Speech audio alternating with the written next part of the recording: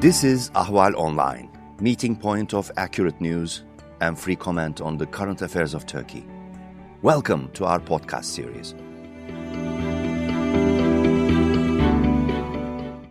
Hello, and welcome to Talking Turkey. I'm your host, Ahval editor David Lepeska, and with me today is Edward G. Stafford, an Ahval contributor and a retired U.S. Foreign Service officer whose last overseas posting was counselor for political military affairs in Ankara from 2011 to 2014. Hello, Ed, and thanks so much for joining us. Hey there. Good to be here. Thank you.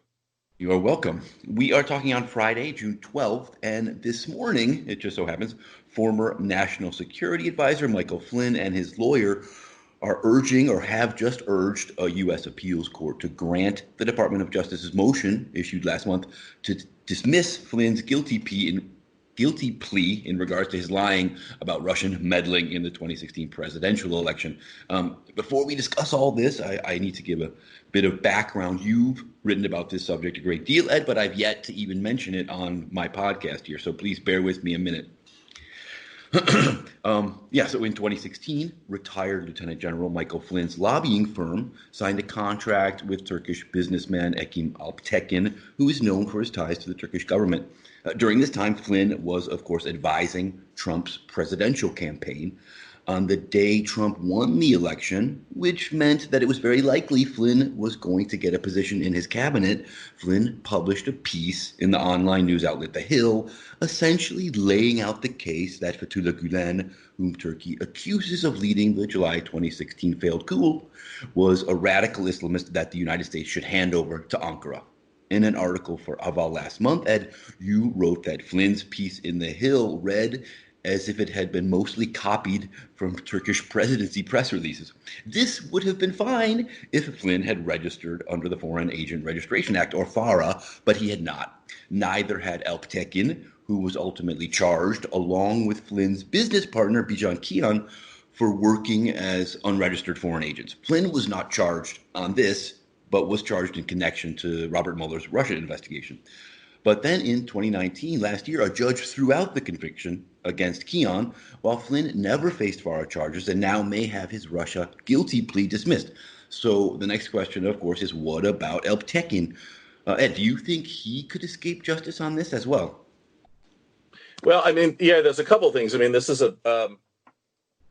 so to go back to actually who was charged. So Alptekin was charged, as was Bijan Rafiekian, or just Bijan Kian. And there were only two charges brought against Kian, and they were having to do specifically with FARA failing to register, but then also not being truthful about it. But it was all tied directly to the actual document that he had to fill out to register as a FARA agent. And so that's what he was charged with. The case against Alptekin indicates that there were 6 charges, and 4 of them basically are that when he was given several chances to come clean, to tell the truth about what had happened, he continued to lie. He continued to claim that he had no relationship to the Turkish government. This was all being done on his own initiative, with his own money. And they said, no, that's not true. Now, Flynn was never charged, but Flynn was not charged because they decided we're not going to go after him on FARA. Instead, they started with that. They also used the Logan Act, which is another story, and set it aside because no one believes anybody is ever going to be convicted under the Logan Act. And so now Alptekin still has charges pending against him. He, of course, would like to have them dismissed. But in an interesting development, Rafiekian's attorneys argued last week, or maybe a couple of weeks ago, with the Department of Justice that, since there was no real evidence that he was aware of the fact that Alptekin was working connected to the Turkish government, of the Turkish government, therefore, what he stated on the document wasn't false, and he should be let go. The Department of Justice response to that was that the notion that either Flynn or Rafiekian were not aware that Alptekin was tied to the Turkish government is not sustainable. That was the language they specifically used. Not sustainable. In other words, nobody believes that. Nobody believes that Flynn and Rafiekian did not know that Alptekin was really working on behalf of the Turkish government, not on his own. Opening the Pandora's box of my memory of several years ago when this all started, right? Which was right in 2016. So we're almost what, 4 years back. Right. When I first saw that Hill piece that was over the signature of Mike Flynn, I looked at it, and I was just leaving the State Department at the time. In fact, I'd been through the retirement seminar, so I really couldn't say anything. But then again, I looked at it, and I didn't have access to analysis that had been done of the presidential statements about Gulen. But my memory said, wait a second. And so then I did a little research, and as weak as my Turkish is, with the help of our good friends at Google Translate and others, I found that the letter that Flynn wrote, or reportedly wrote, had a lot of language that really looked like copy and paste from the presidency. Now, by the way, that doesn't prove that Alptekin was working with the presidency. In other words, that he was engaging Flynn to work for the Turkish government. But it really looks kind of hard to believe that Alptekin was writing things without having, lifted them from the presidency. All of this to say that right now we have a situation where the judge in Flynn's case, Judge Sullivan, is apparently unwilling to abide by the Department of Justice motion to drop the charges, and has now gotten an opinion from a retired judge named Gleason, charging Flynn with perjury. Now, this gets real complicated in all sorts of legal things about whether when someone pleads because it's a plea agreement and then they try to withdraw the plea, where they perjuring themselves at the beginning. Set that aside. Set Flynn aside for a moment.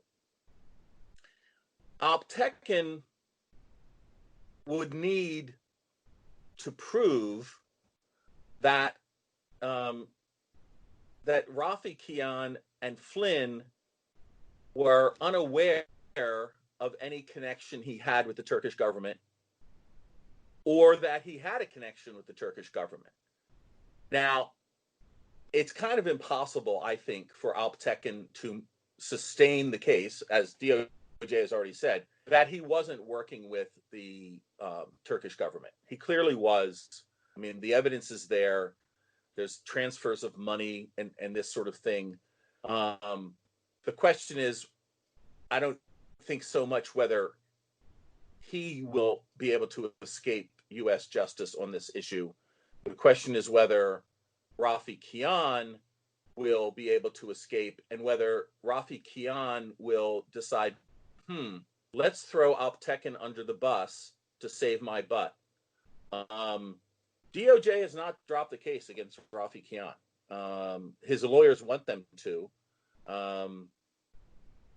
And, if they do, I think we're going to get another Flynn case. The judge in the case may come back and say, whoa, wait a second. Now, one difference, though, of course, is Rafiekian never pleaded guilty, never cut a deal with the Mueller investigation or the DOJ or the FBI or anybody.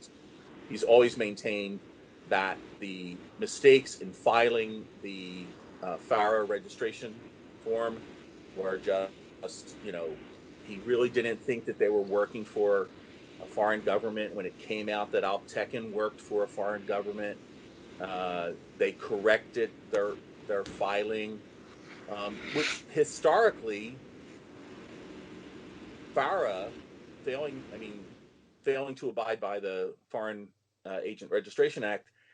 Usually what happens is, it's some Washington lobbyist. They do sloppy work. They don't have a lawyer who's familiar with the process, and they get dinged, and DOJ slams them with a fine. They correct the paperwork. They get a slap on the wrist, and they promise not to do it again.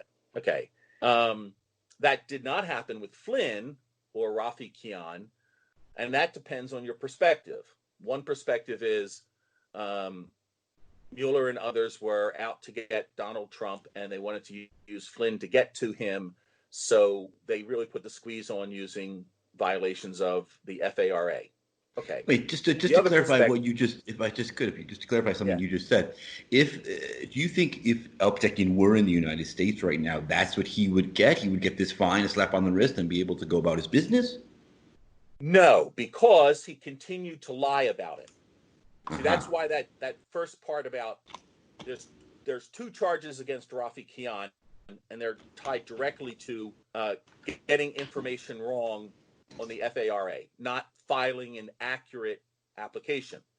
I mean, there's many who say that if Rafiekian said, "Look, I screwed up. I'm sorry. I didn't mean to do it," he might just get a slap on the wrist and a fine, which would be kind of substantial. But for his own reasons, he's refused to do that, or chosen not to do that. That's the correct word. He's chosen not to do that.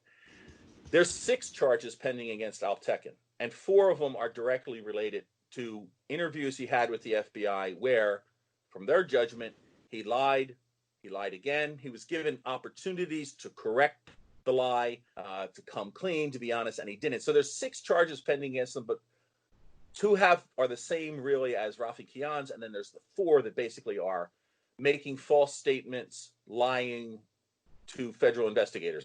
So do you think if he were in the United States, he would face jail time, or what? I think if he were convicted on the charges, he would face jail time. Now, how long? Even though it's 4 charges, each of which could result in 5 years imprisonment. If you look back at the penalties that have been assessed to people who have been convicted of lying to the FBI, in the sentencing, they usually combine all the charges. In other words, he's lied 4 times, he's charged with lying 4 times, but he's sentenced based on 1. Again, that's historically what's usually happened. That doesn't mean that it will. And so that would mean that he's looking at 1 to 5 years. Given that he doesn't have any prior federal convictions, it's probably not going to be more than 2.5 and maybe less. So he's looking, if he's in the United States and he's convicted, he's looking at probably a couple, 1 to 2 years, maybe 3 of jail time, but that's not certain either way. It's not certain he would, 1, be convicted. 2, it's not certain they would not go for a big sentence. But the thing that hurts him is that instead of sticking around to fight the charges, he left the country and is not coming back. And for a while, apparently, he was not even having U.S.-based attorneys talk to the DOJ, the Department of Justice, about his case, which, the justice system in the United States does not like it when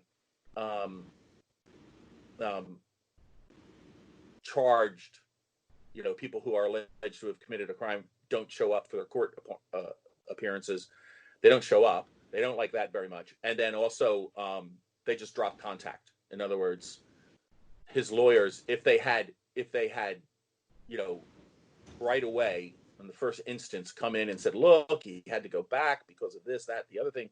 But the fact that he's been away for so long, it's understandable why the Department of Justice is not letting go of this case. And unlike Flynn, I mean, there is now documented evidence that there was an effort by certain elements of the FBI to entrap Mike Flynn.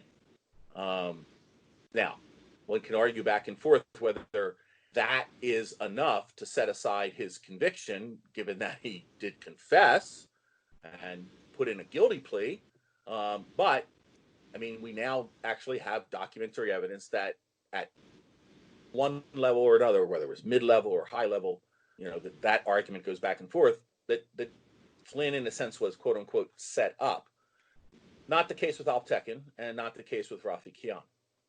It's interesting that you say that Alptekin has fallen silent in regards to communicating with his lawyers and the Department of Justice. In recent weeks, he's been tweeting almost nonstop about the Flynn case and related issues, and then giving interviews in which he offers up conspiracy theories about his involvement and innocence. You also wrote in that piece I mentioned that he's looking to confuse his case, which is a FARA issue, with Mueller's investigation into Russian meddling in the hopes that he'll get the same sort of friendly treatment. Do you see that as a real possibility? No, I think it's fanciful for him to. I mean, it appears that he believes that, and that's why he's doing all the tweeting. And by the way, he has recently gotten his lawyers to talk to the DOJ. So, he seems to have this multi-pronged strategy. Get his lawyers to start talking to the DOJ, making, a case for why he's failed to appear. And then using Twitter and all this sort of other stuff to create sympathy for him, and also to link his case to the abuses, which they were, in fact, by some of Mueller's investigators regarding Flynn. But that might work with some people, but particularly the last. He was never really considered part of the Mueller investigation. I mean, they did not go after him. He basically, there was an investigation done because people raised questions about, after talking to Mike Flynn, they raised questions about the accuracy of this effort to do what? To get sympathy for the Turkish government's view of Gulen's involvement with the coup attempt.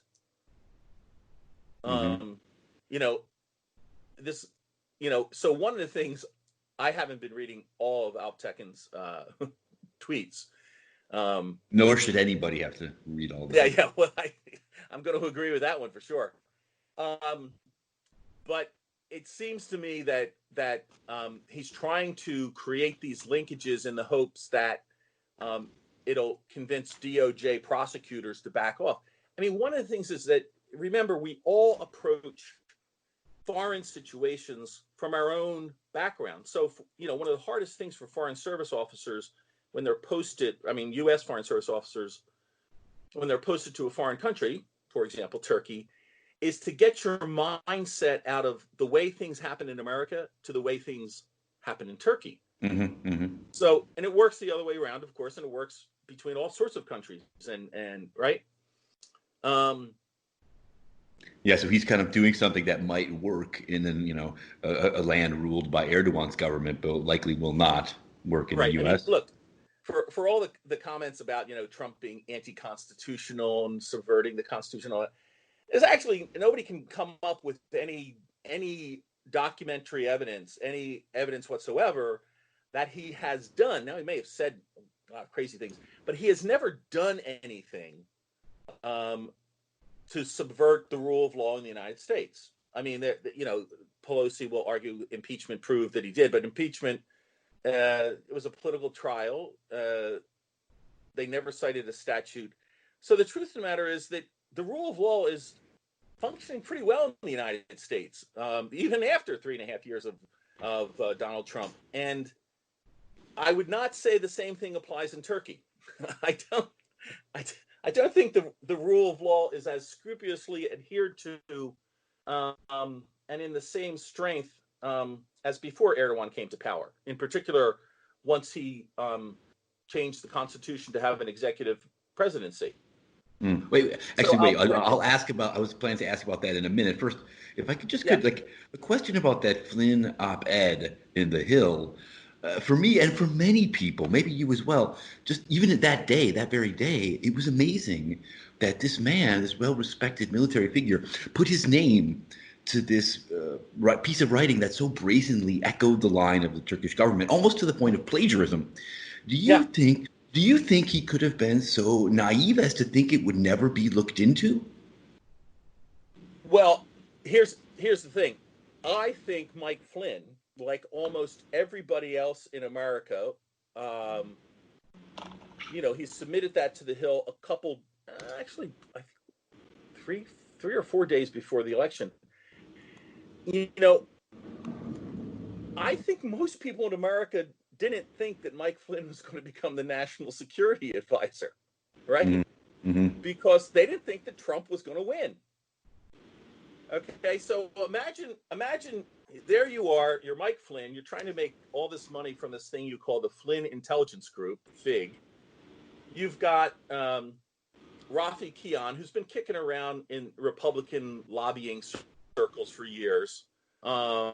Used to be on the board of the Ekim Bank, which is a sinecure. You just get that appointment because you know the right people in the political party that makes the appointment.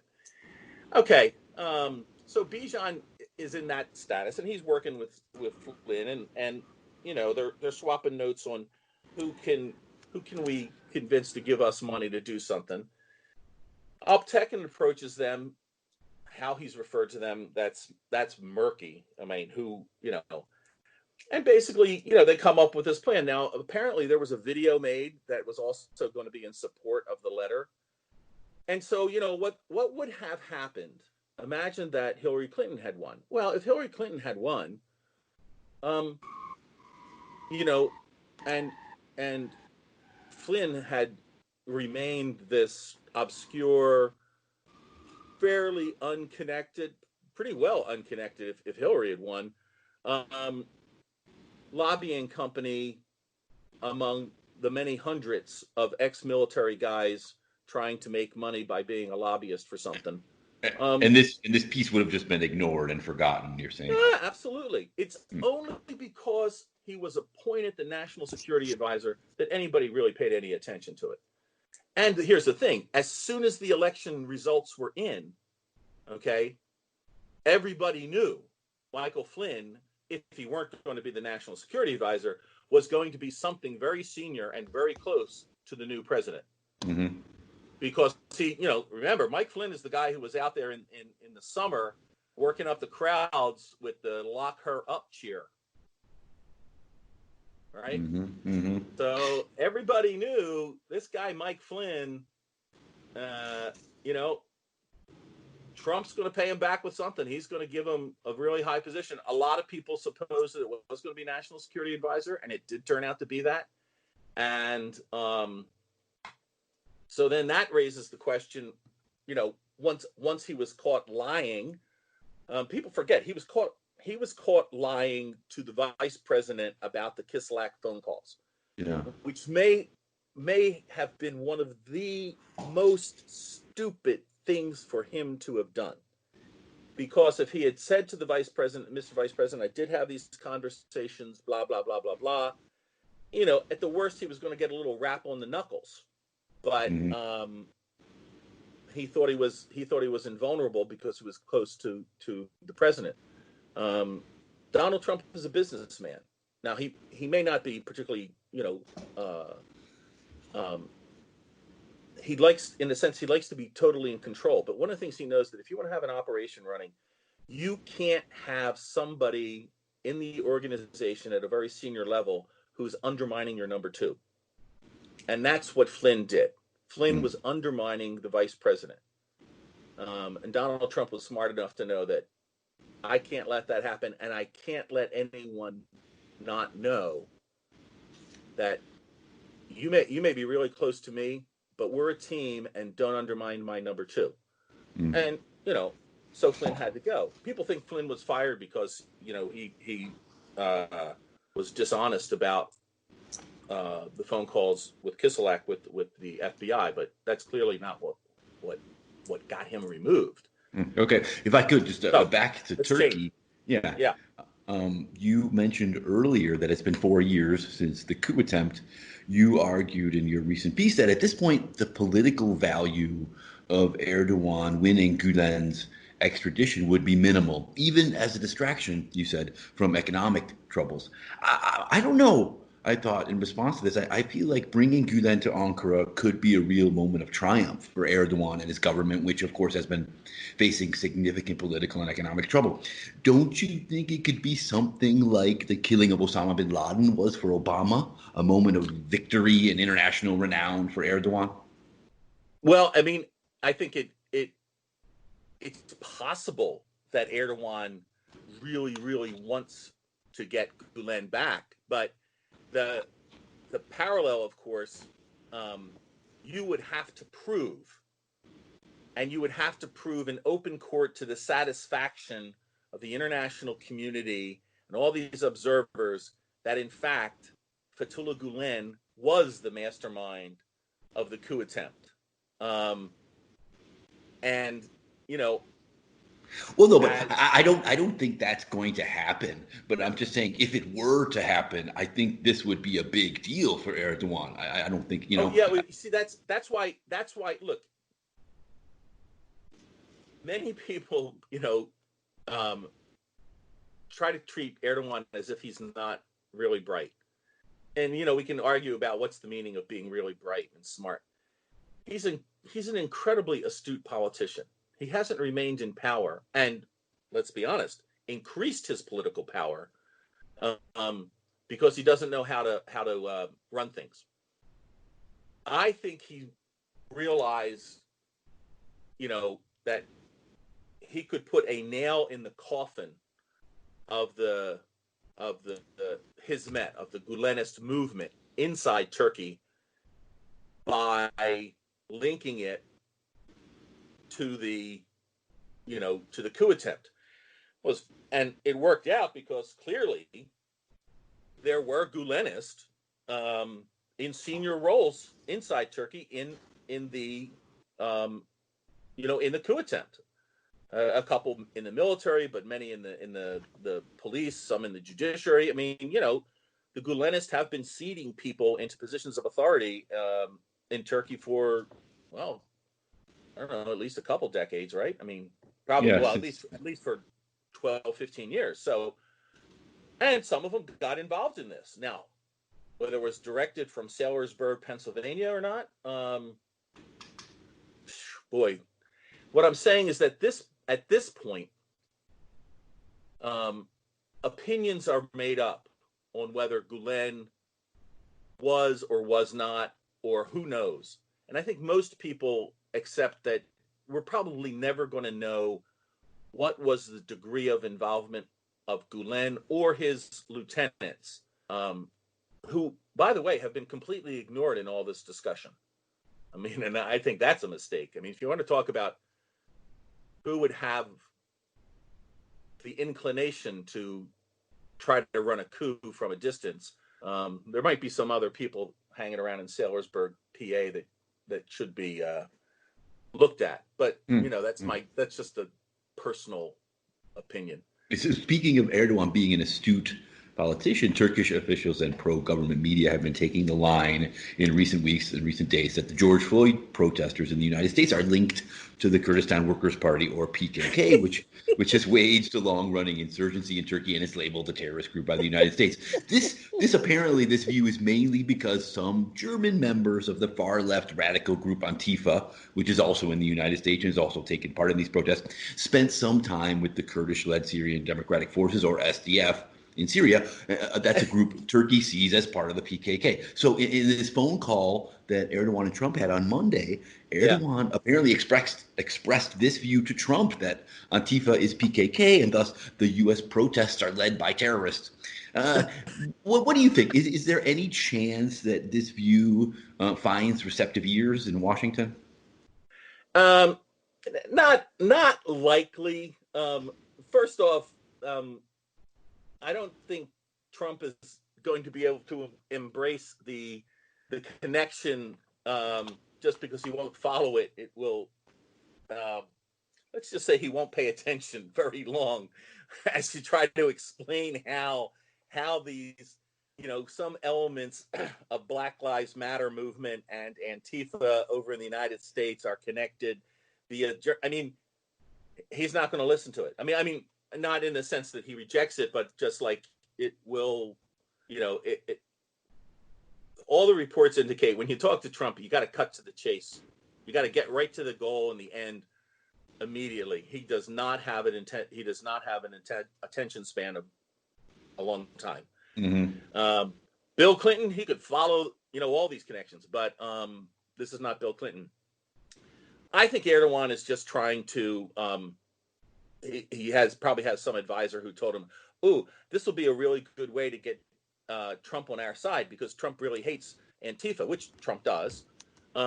But Trump hates Antifa not because of any connection to the PKK or the SDF or anything like this. He hates Antifa because he believes that Antifa is made up of a bunch of violent leftist extremists who are burning down buildings and assaulting people and damaging properties in the U.S. I mean, I don't know. Even if Trump's attention span were enough for him to hear the argument about an Antifa PKK connection, quite frankly, he doesn't care. I mean, he's probably already decided in his mind that Antifa is a terrorist organization. Well, he tweeted that. He tweeted that he's going to label them. Yeah. Yeah. So, I mean, I think this is probably just Erdogan trying to get on Trump's good side.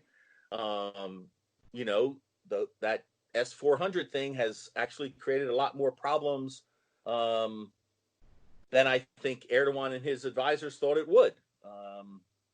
Mm-hmm. Speaking of these George Floyd protests, many have compared Erdogan's response to the Gezi protest of 2013 to Trump's response to this current unrest in the United States.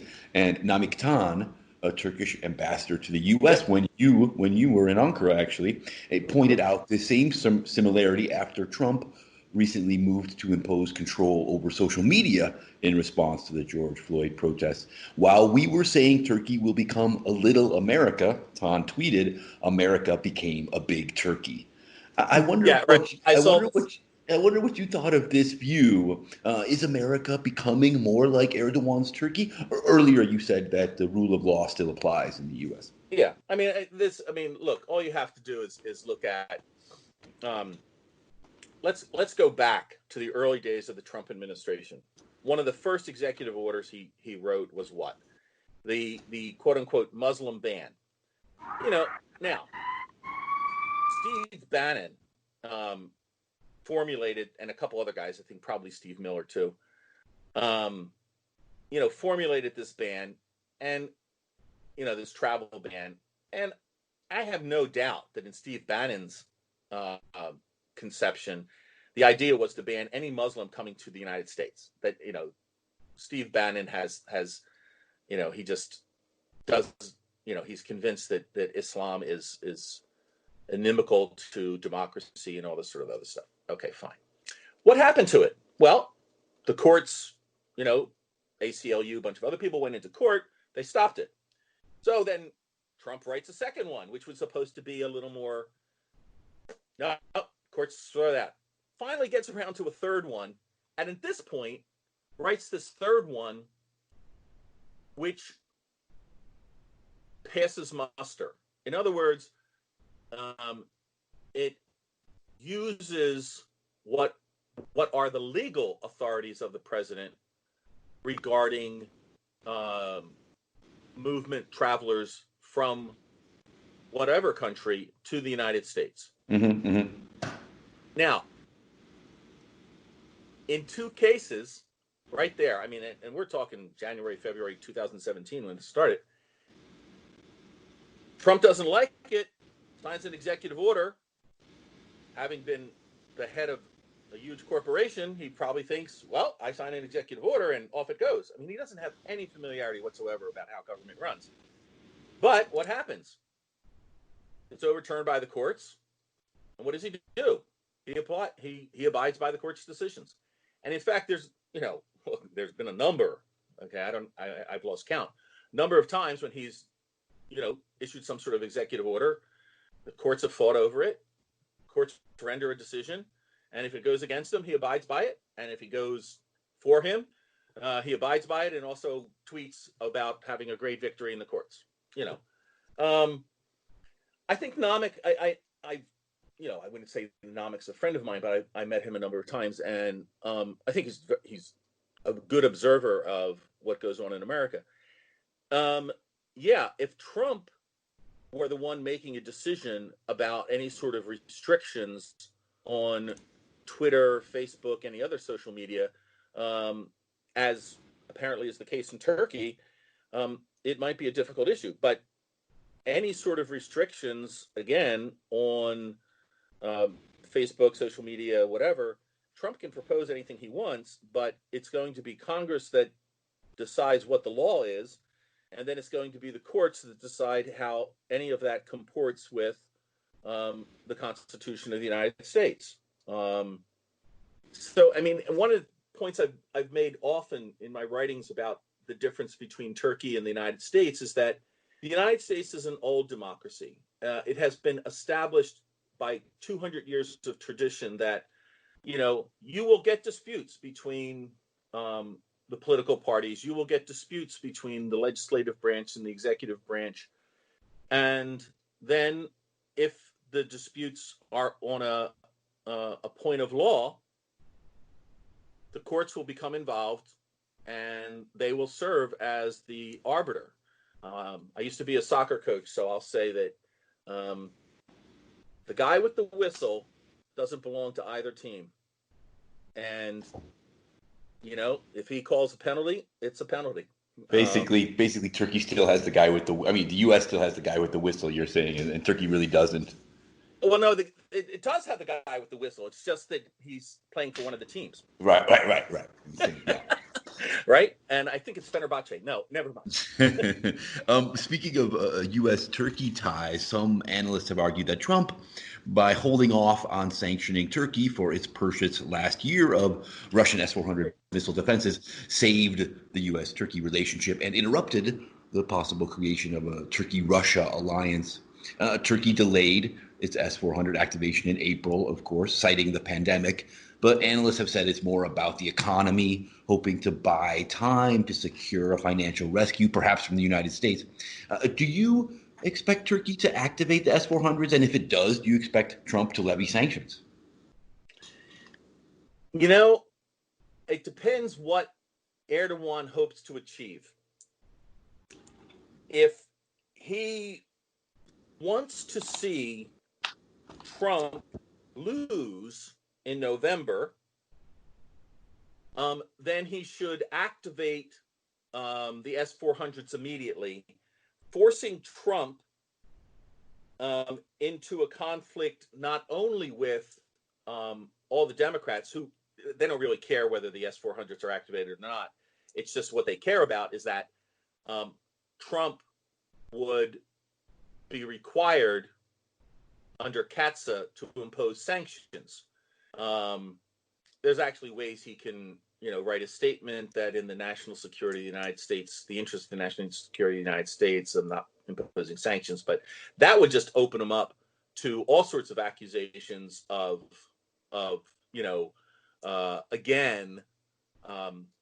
working for the interest of Russia, which is the supplier of the S-400s. He'd also have to deal with his Republicans in the Senate who would be screaming bloody murder about the fact that Turkey was suffering no ill consequences for lighting up the S-400s. If, on the other hand, Erdogan thinks it's better to have Trump in office than to have Joe Biden in office, then he should probably delay any further action on activation of the S-400s until, I don't know, let's see, November 10th. I think that is, Mm-hmm. So, and so part of this calculation that Erdogan's going to be making is not just about his relationship with Russia, but the relationship he wants to have with the United States. And again, think about how Erdogan deals with countries. In this way, he and Trump are very much alike, right? It's not about relations between Turkey and Russia. It's about relationship between Erdogan and Putin. The relationship between Turkey and the United States is not that. It's the relationship between Erdogan and Trump. The advantage for Erdogan in that sort of thinking is that works for him in Turkey. Doesn't work out so much for Trump. I mean, Trump has to deal with a Congress that is split between Democrats and Republicans, the House controlled by the Democrats, the Republicans controlling the Senate. He has to deal with, and he really does, he has to deal with and face the fact that the courts are independent. Now, there are many on the left who scream, and the Democrats scream and holler that, he's stacked the courts and he's put in people. No, come on. They're all, well-qualified jurists who have been trained from the time they entered, high school, that the judiciary of the United States is independent and that it is one of the bulwarks of democracy, that an independent judiciary is absolutely essential to a functioning democracy. And by the way, that's, I believe, absolutely true. So, they're not going to let Trump break the law. But if, as is the case, I think increasingly, and again, from the time of the constitutional changes, it's intensified in Turkey, of, let's just say, a very powerful executive. Erdogan can run relations of Turkey with Russia as really his relations with Putin. And he can try to do that with Trump, except Trump's at the disadvantage of Trump is constrained by, Trump has constraints on what he would like to do personally that Erdogan does not have. You mentioned this Erdogan and Putin relationship. That's a good lead into my last question. They negotiated a ceasefire, of course, in Syria's Idlib province in March that has now held for more than 3 months, surprising many people. Russian and Turkish forces have in recent weeks been extending their joint patrols over longer stretches of territory. I wonder what you foresee happening in Idlib. Hayat Tahrir al-Sham, or HDS, remains in control of significant chunks of territory, despite Turkey's commitment in the 2018 Sochi deal to clear the area of radicals, of jihadis. Do you expect Turkey to be able to fulfill this commitment, or do you foresee Assad and Russia resuming their offensive at some point in the days and months ahead? On Tuesday, by the way, Erdogan vowed that Turkey would not let Idlib become a conflict zone again.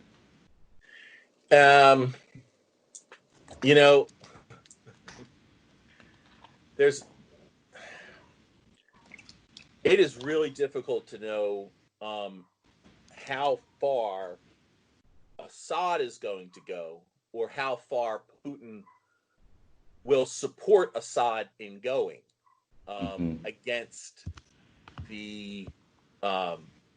against his opponents in Idlib, who are, of course, a real mixed bag. I mean, Idlib does actually have what I would call legitimate opponents to the Assad regime.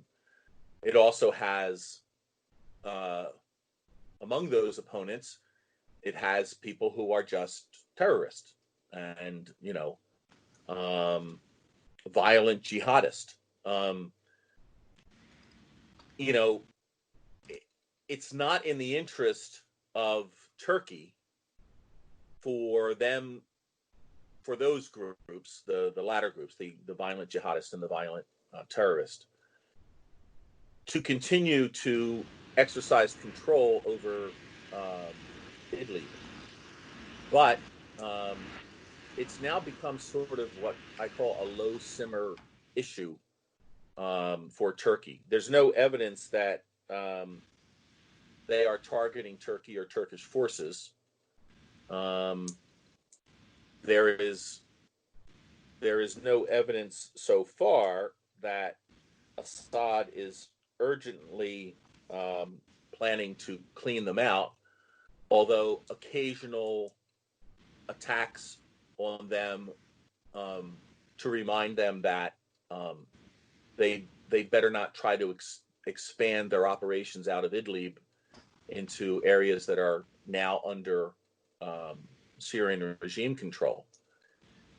So it's really difficult to predict in any way what's going to transpire in Idlib over the next 6 months. I can say that, one, it bears continued watching. There's also some, there were some recent protests in Syria, in areas controlled by the government. Some question of whether they were calling for Assad's resignation or they were calling for the replacement of the prime minister. And apparently the prime minister was sacked and a new one was put in place. This doesn't seem to be people who are with the Idlib opponents to Assad, but people who are just frustrated by the economic chaos and lack of progress. Part of the problem for Russia is that Syria has replaced Cuba as a dependent, as almost a dependency. I mean, the economy of Syria has just been, destroyed.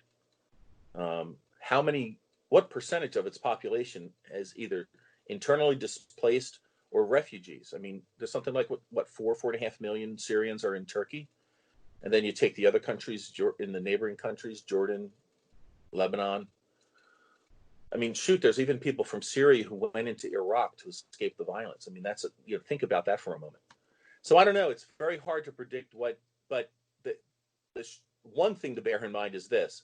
Whatever happens in Idlib is going to be decided by the following three people in this order: Putin, Erdogan, Assad. And it's not an equal partnership. You think Assad's third, Putin, is most important? Oh, yeah. I mean, Assad's completely dependent on Russian support. I mean, we saw what happened over the last, what's it now been, 8 years? I mean, early on, Assad was on the ropes. And then it was Russian air power, Russian artillery, Russian advisors, Russian equipment, and then Iranian and Hezbollah supplied ground forces that stabilized the situation. And then the rest of the world figured out that the cost to remove Assad, and who knows what comes afterwards, was going to be too high. And so because the Russians were willing to bear the cost of keeping him in power, he stayed in power. But as much as he would probably hate this, without Putin, he's done. Mm-hmm. But for Idlib, it sounds like you're saying you don't expect kind of any explosion of violence in the coming months, but maybe just a kind of slow boiling increase of tensions. Yeah, I think that's right. I think that's what I think is most likely. Probably over the next 3 to 6 months. And again, one of the factors that's going to come into people's calculations is going to be the U.S. election. We are now fully into the U.S. electoral season. It's now, it's 5 months away, which sounds like a long time. But what happens elsewhere does have an impact on the U.S. election. Although, let's be honest about the American electorate. If U.S. ground forces are not directly involved, and there are not planes flying coffins of U.S. servicemen back to the U.S. on a regular basis, most of the American electorate doesn't pay attention. Yeah, but if there's a humanitarian catastrophe there, which is possible, then maybe. Okay, I will tell you, I won't tell you his name, but I was in a meeting when I was in Turkey, and I believe it was 2013. I will tell you the rank of the person because there's more than one, so you can't figure it out. Because I would be violating his confidence if I if I gave you Sure. let's just say a very senior member of the Ministry of Foreign Affairs said to me and the ambassador, the world community is not going to stand for Assad killing 10,000 of his people. Okay? How many people has the world stood by and allowed Assad to kill? 500,000, maybe. Yeah, I'm not sure, but I mean, it's a lot more than 10,000. I mean, it would be nice. I mean, I would be greatly heartened about humanity's capacity for compassion if I were to believe, if it were true that if there is a dramatic humanitarian crisis in Idlib, the rest of the world is going to intervene or do something to fix it. There's not 4.5 million refugees in Turkey because the rest of the world has paid attention as it should have. And by the way, plenty of blame to go around. Who shall we blame? Like, how about everyone, right? Let's leave it at that. We could go on all day about this. Edward G. Stafford, retired U.S. Foreign Service officer, most recently in Turkey. Thanks again. It's been a real pleasure talking to you. All right. Take care. Bye-bye.